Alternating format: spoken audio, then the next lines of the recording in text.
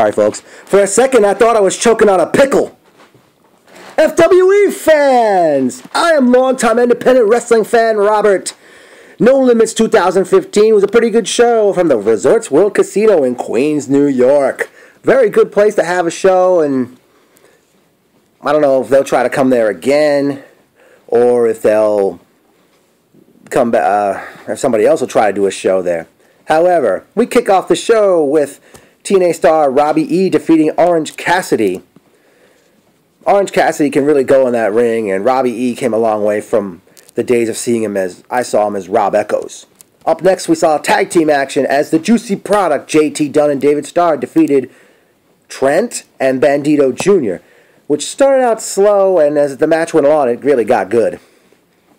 Up next was a match that wasn't even announced ahead of time.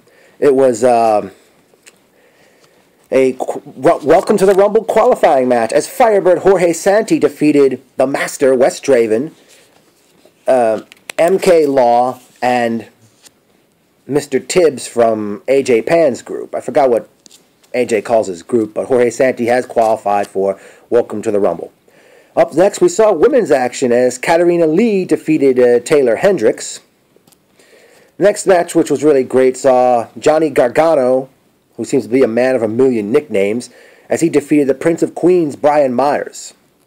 Up next was tag team action as we saw Jigsaw and the Premier Athlete Anthony Nese defeat the Colonies, Fire Ant and Silver Ant.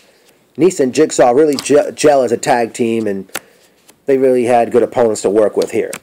And what was billed next as a Joey Ryan's Rules match, Joey Ryan defeated Tommy Dreamer after Candice LeRae had interfered. And eventually LeRae and Ryan attacked Dreamer after the match was over.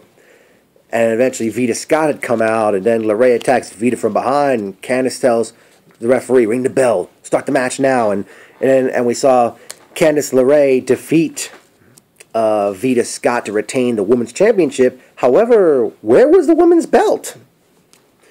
In another tag team matchup, Addiction, Christopher Daniels and Frankie Kazarian defeated the Adrenaline Express of EJ Risk and VSK.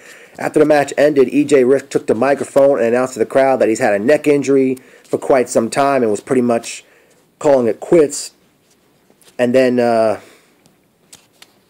was pretty much, the match was pretty much done after that. That was the end of that announcement. Next up, for the Insane Championship Wrestling Heavyweight Championship, Drew Galloway defeated Matt Hardy to retain the title. Hardy had initially won the match, but the referee missed Galloway's foot on his rope, and then they restarted the match, and Galloway put away Hardy with that wicked DDT of his.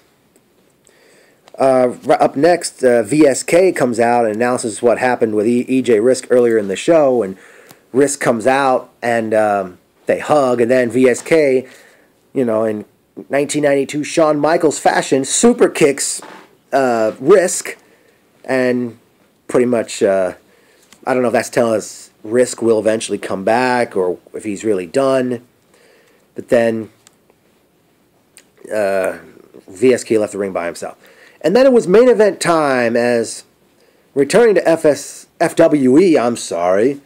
botchamania on my part, FWE was Paul London as he defeated, making his FWE debut, Matt Sydal, to retain the Triborough Championship. After the match, Joey Ryan comes out, and I forgot what he said about London, but eventually Candice LeRae comes out and suplexes London from behind, and I don't know where that's going to lead to, but eventually London and Sydal thought about becoming a tag team, and I guess they're looking to face Ryan and LeRae at the next show, which will be on Wednesday night. How rare is that? Wednesday night, March 11th. I'm not sure what the show's been titled since it won't be in California. It'll be at the St. Patrick's Gym in Brooklyn, New York, the birthplace of FWE. And on that night, we'll see 2 out of 3 falls, John Hennigan defending the heavyweight championship against the phenomenal AJ Styles. That should be a very good match. It's unfortunate it's happening on a Wednesday night. Otherwise, I'd be there. But it's on to the personal notes, ladies and gentlemen. Welcome back, Anthony Kalman. Seeing him for the first time in forever. Great seeing Randy. McNicholas family, Stephen Ross, Ernesto, Stella, John Herrera, Julian, Rob Feinstein, Tim. Who else could I remember seeing in this crowd? Cameraman Carlos. I think I noticed Stacy from 1495 Sports in attendance. Great seeing Jordan, Conrad. Oh boy, who else did am I missing anybody else that was there or not there? Marty! I'm surprised he made the show. Well, as I said, very, very good event, and I just hope March 11th is another day, and I think it will be a different story. I mean, it could be too bad it's on Wednesday though, and I certainly hope Welcome to the Rumble is taking place somewhere in the New York area, because that is one of the gems of FWE in the year. I think I noticed Stephanie, the Joey Ryan fan, was there. Nice meeting Jennifer.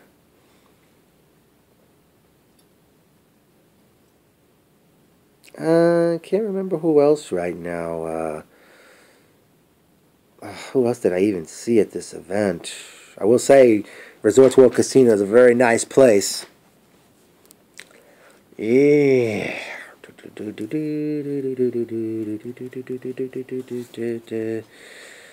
Oh boy.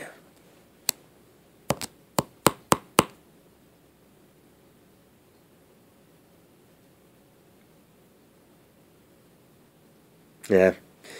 That'll pretty much do it, FWE.